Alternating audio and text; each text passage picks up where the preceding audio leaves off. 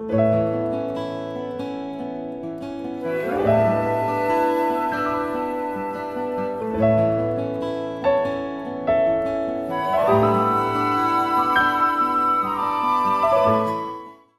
everybody, this is Zhou Zheng Show and Beautiful Life.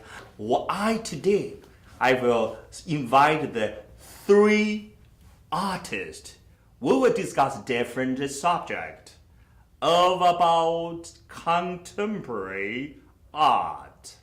But first, let me introduce our guest, our great artist to everybody. So first I will introduce, this is Chris Trueman. Chris Trueman is from the Chaffey College. He's a professional painter and he teaches drawing and painting. Oh, Chris, nice to meet you. Welcome to our studio. And I want you say hello to our audience first. Introduce yourself. Hi, my name is Chris Trueman. I'm a contemporary artist and painter.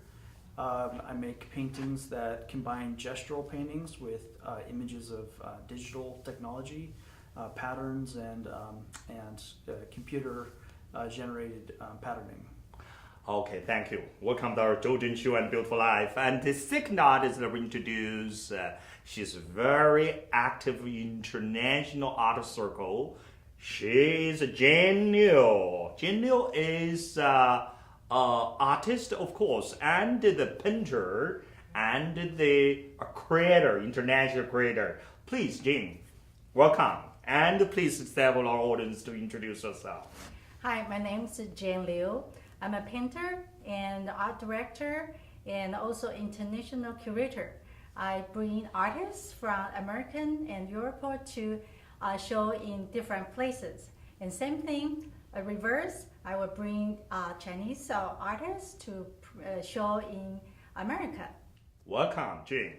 Okay, third artist has a little bit special because he was born New Zealand, another back to the earth. But he is our professor, Richard Wearn, and welcome. And I want to introduce yourself, why you from New Zealand to the United States, Los Angeles, and yourself and your culture. My name is Richard Wearn, originally from New Zealand. I moved here in the early 1990s to go to graduate school here in Los Angeles. Yes, I've been working in Southern California in the Los Angeles area since then as an artist. I've also worked in the art business, in the contemporary art business, working for various art dealers to pay the bills, to pay the rent before I became a professor. Oh, wow. You're kind of like very realistic before you were doing your scholar job. Okay. And welcome to our studio and Zhou Zheng Show Beautiful Life, because we're Zhou Zheng Show Beautiful Life we interview a lot of the people, but probably we first time interview the painter, sculptor, and artist, and our writer. And Jane Liu is a writer also, right? And also the Los Angeles is more than 300 years, okay? And this is a GDP, big is that people call them third city, top 30 city in the U.S. In the world, and in New York, Los Angeles. So Los Angeles, I feel that Los Angeles full of the art. Anyway, in the world, without art, we cannot imagine the world. I know where three the artists have come from. Right now, you're living in Los Angeles, right? I wonder today we will talk about the contemporary art. I want to know, what is a contemporary art concept in your eyes? What is describe the contemporary art? First, I want to know the Chris Trueman. Please introduce. Contemporary art is art that's being made now relative to past historical styles and modes of thinking like modernism. Today you see a plurality of art forms. So you see all sorts of sculpture and painting, figurative painting, abstract painting, conceptual work, performative work. There isn't a singular mode of making things at this particular time. Okay, and how about Jane Liu? to talk about a little bit the contemporary art history. After World War I and World War II, a lot of European artists, they moved to the east coast of the United States. They tried to find a freedom to create a new art. So in that point, the contemporary art is start booming. It's a start making a lot of very nice, very contemporary art. So you mean the contemporary art, the Jane Liu, is a start in United States, in New York? Yes. To the world, even. Right. It's kind of Okay. the main place that people can find the freedom. That time is in after really active the contemporary art in the 1950, 50 to 60. And 70. Okay, I understand. How about the Professor Richard? What do you think about the contemporary art? I think one of the most exciting aspects of contemporary art is its globalized nature, in that we're in a time of art making where it's no longer sort of specific to where you are. You could be making art, say for example here in Los Angeles, and it gets shown in China. Or you could be making art in China and it gets shown in New Zealand. So there's a globalized aspect to it which I find very exciting, and which is very much an advent of the now and our the availability of travel, the availability of communication. So contemporary art in many respects just reflects the world from which it's coming from in a more kind of direct way. So in sort of an answer to your question, there's an immediacy to contemporary art. There is something which is about the now. There's something in contemporary art which does capture, if you will, what's in the air, and it distills it for us, so it makes it visible. That's not to say that contemporary art is something which is perhaps more disposable, or something more like pop music that we listen to maybe 3 or 4 times and then we finished with it. Good contemporary art is contemporary art that captures the now, but it's showing us something about the now even in 25 years' time. So there's still a legitimacy to it, there's still an authentic element to it, but it is more concentrated on what is going on around us in the present time, as opposed to trying to connect back to an older set of ideas. Thank you. So hey, Chris Trueman, Chris Trueman. So how you use your artwork, like your drawing, your painting? I know you. I saw a little bit of your picture. I'm sorry, I didn't see your real artwork, but I saw your picture and the photos.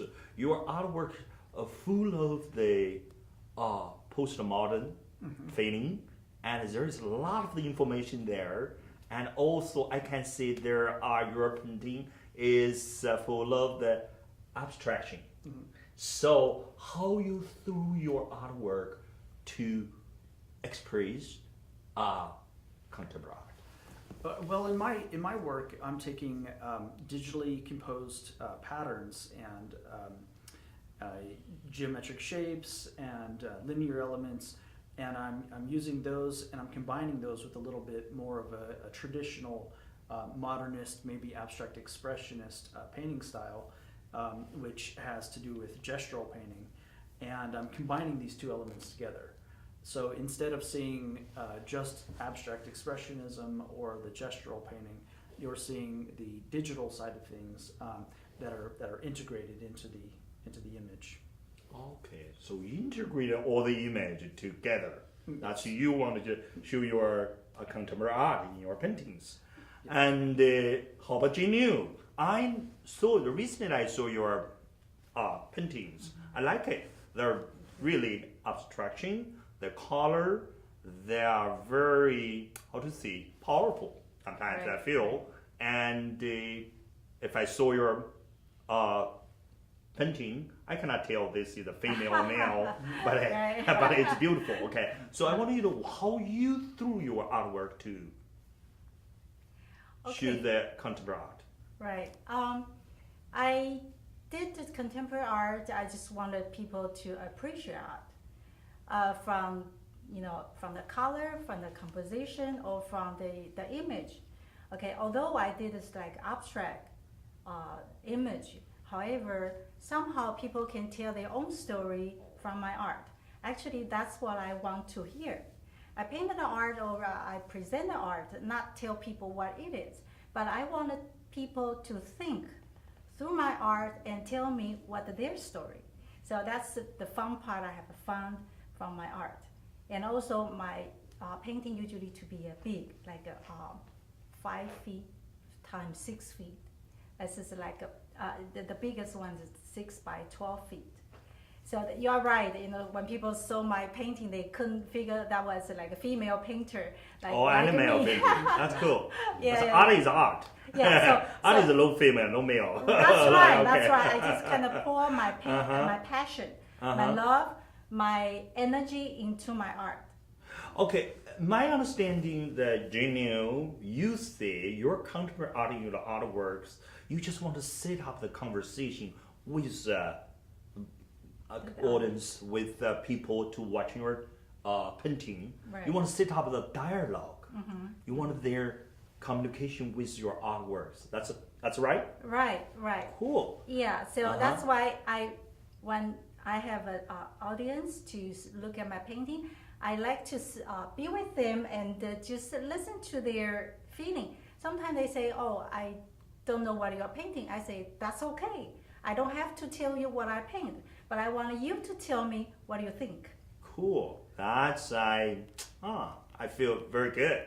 That's more meaningful. Right. And how about the Professor Richard Wearn? I know you're a sculptor. Wow. To me, that's a huge challenge. How I can printing, I can a little bit do drawing. How I do, wow, sculpture to me so challenging, so difficult. How you through your artworks to show contemporary art.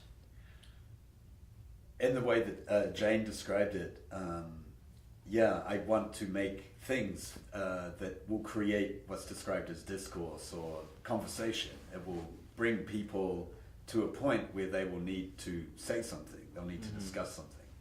I also think that that's a role of contemporary art also, is that it's opening up places where we can have conversations about things that we normally couldn't have conversations about, or that, and I think this is an interesting point, and it's something I'm very focused on right now as an art educator, is that in the kind of very toxic political situation that we seem to find ourselves in these days, that art in many respects has become the place where we can have ethical conversations that used to be, take place in politics, but they don't seem to be taking place there any longer. So art as sort of a, how can I describe this, as an institutional space has got the potential to be operating in society in a way that society is not used to seeing it operating in. And we see this more and more now with a lot of contemporary art museum shows and things set up around their organization that are about generating these types of conversations. So artwork, contemporary art, has got a real role to play in terms of stimulating a society and getting a society to reflect upon itself and have discussions with itself that are really needed and healthy. But for me personally, my sort of goal with my work was to find the most simple solution to the most complicated conversation and then make that simple solution. So that's, in many respects, that's the bottom line for me, was to how do you collapse a huge amount of intellectual energy and discourse and thought and collapse it down into something that people can get. Wow. Yeah. So you almost through your artwork, your sculpture, to let people right away understand. Yeah, I don't think there's any point in, I love mystery. I think mystery is very important because mystery gets people involved. But mystery sort of leads us to a place where we can start to recognize that, one, our thoughts are independent, but also that our thoughts are common to others. So, so that making a sculpture to me is sort of trying to get someone to be more psychologically activated in a sense. Yeah. You give them a different experience, right? And so sculpture is a three-dimensional thing. It exists in our place, like architecture, like other people. And so you can really utilize the way that sculpture can even if it's slightly artificial, but even in a way a sculpture can readjust social relationships, for example, or make people come to a different form of conversation. Okay. So yeah, I'm interested in those. I guess you could describe them as utilitarian or instrumental elements of sculpture that not only is it something to look at, but it's something that we must negotiate with in our environments. So next, let me change the subject to talk about the great artist. So I think when you become the professional artist, you go to school and learn by something by the world. So who are the greatest artists in your eyes at the beginning? Well, I'm very interested and influenced by the abstract expressionists. So Willem de Kooning, Mark Rothko, Franz Klein are some names that come immediately to mind. And I remember distinctly when I was a young college student that I would go and I would sit in front of this Mark Rothko painting at the San Francisco Museum of Modern Art, and I would just look at that painting, and it had a profound effect on me. So that's always been something that I've thought about, and I've incorporated aspects of their style of painting in my own painting.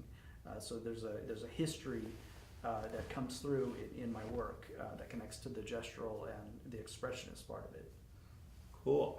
Okay, so Jane Liu, and do you have any when you were young? I know you studied the art in the Taiwan at the art school, and you came to here to study in the UCLA or? I get my BA degree, second BA degree in KCLA. And the Master of Fine Art from so the Grandview, that's a beautiful school. Okay, and what do you have when you were young? Do you have an idol, or you have who are your great artists in your eyes? I think there are several artists that really influenced me. For example, Wayne Thibault, Pierre Mandrea, de Kooning, William de Kooning, and Richard Serra. All these artists, in their artist life, they're not just doing one thing. I saw their creativity ability from one point to the other. I think that's what I value them. I say, wow, be an artist, not just know how to paint, how to think. Actually, they have to challenge themselves. So for those of the artists, I saw that point. So that really inspired me to be an artist, not just to know how to paint, but how to think, how to create, and how to benefit the audience and the society, make them to appreciate art. Because everybody knows we cannot live without art. So that's kind of my mission from those very great artists. That's very ambitious. Without your art, we can do that. That's cool. I like that topic. And maybe we'll have another conversation, talk about the topic of that. And I read your article about the de Kooning. And I can very appreciate your article because I'm first time to know William de Kooning from your article. But maybe that's why we're here. Right. And the Professor Richard Wearn, I know you're a sculptor, and when you were a child, you were interested in build something or sculpture something. I want to tell me, who are your great artists? Yeah, please? absolutely. I've really always made art, and it's always been, I've never always called it art, but I've always been making something. Okay. And that always felt to be a more effective way to connect with the world for me, more so than reading or writing or math, but the visual connections with things that I was more interested in. Artists always influence me. I try to remove any kind of morality from what I determine to be influence. So it's not always good, it's not always bad, but it's happening. So I just try and be receptive and open so that whatever I do and am lucky enough to experience, it will have an effect on me. So I think the key with influence is to be able to remove prejudice, so that information is coming to you in a way that you can really work with it. But to be more specific, someone like the American minimalists were very influential on my thinking. They're a group of artists who are described as California Light and Space, who basically just used light and space as their medium for art. That was something that was very, very captivating to me. Stanley Kubrick, the filmmaker, is a big influence. Two New Zealand artists, one by the name of Colin McCann, who's a painter, and then another artist by the name of Len Lai, who made film and kinetic sculptures, were very influential upon me. But to be honest with you, sometimes taking a walk down the street can be equally influential. And if you are willing to be paying attention to what's going on around you and what's going on in your mind at that time. So in terms of the canon of art or what art is about, those artists that I listed, but I try and make everyday experience as influential as anything else.